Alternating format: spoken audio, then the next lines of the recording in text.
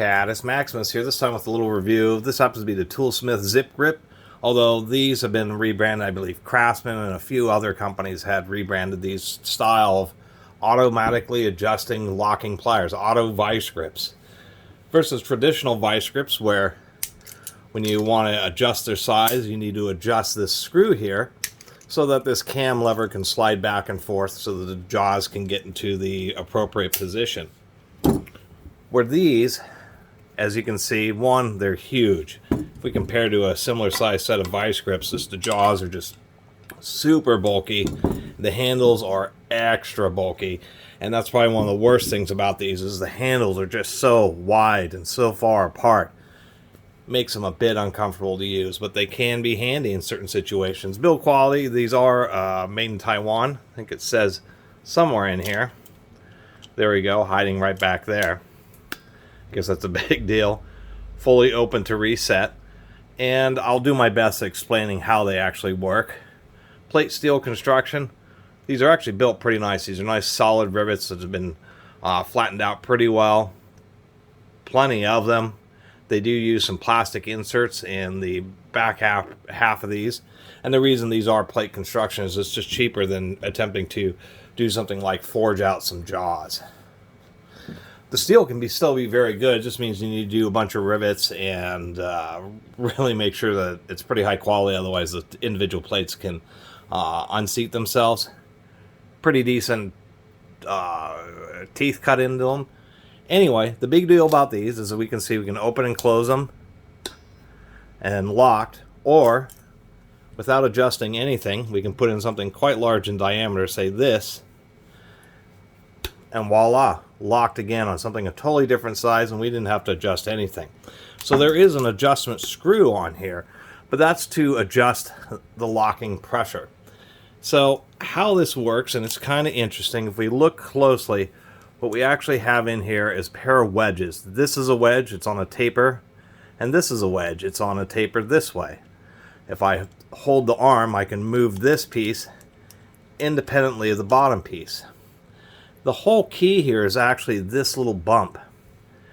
As we're closing the vice grips, you'll see that bump starts to pull away, and we can see this top part start to kind of move forward. So as soon as we do that, it will slip a little bit, this whole assembly essentially, until this stops pushing on the head of this. Once that happens, this wedge is pushing against this wedge, and the reason this handle's so big is it's a big box to hold them. Once this little arm, and we can see a small gap there now, stops pushing on this head of this pin, it stops that from moving, and so it allows this wedge to actually jam against this one.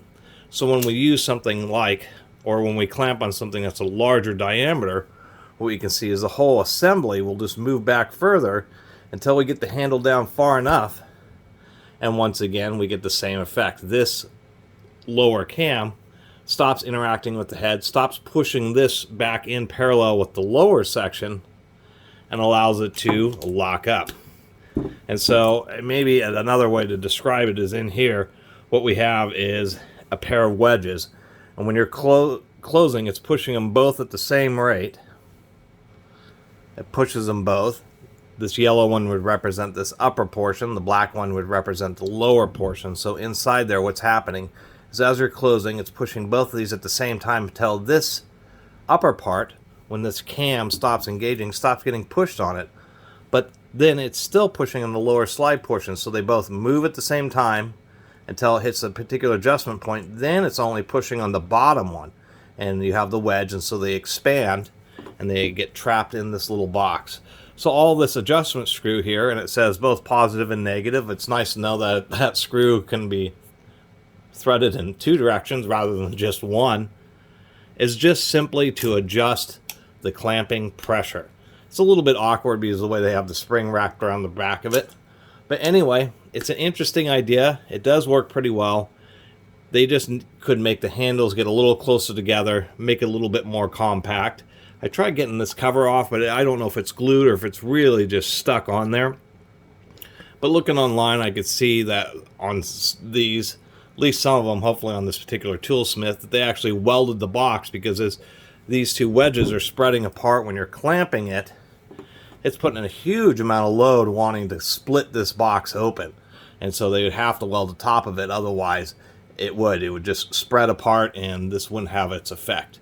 So as far as how they work, they generally work okay.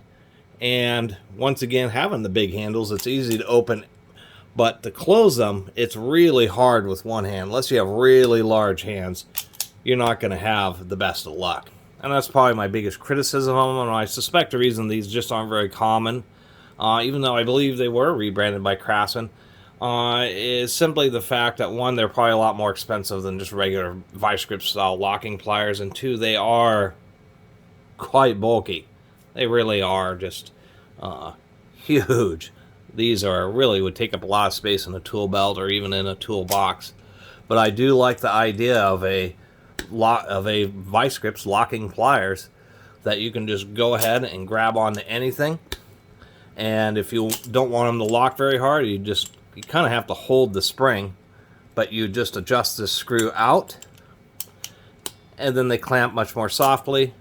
Or you adjust this screw in, and they clamp really hard. What's surprising is there's a huge amount of threading in this, meaning you can get them to not lock at all, or if you ran this all the way down, you'd probably break the rivets before you get them to lock. So it's surprising that they have just so much,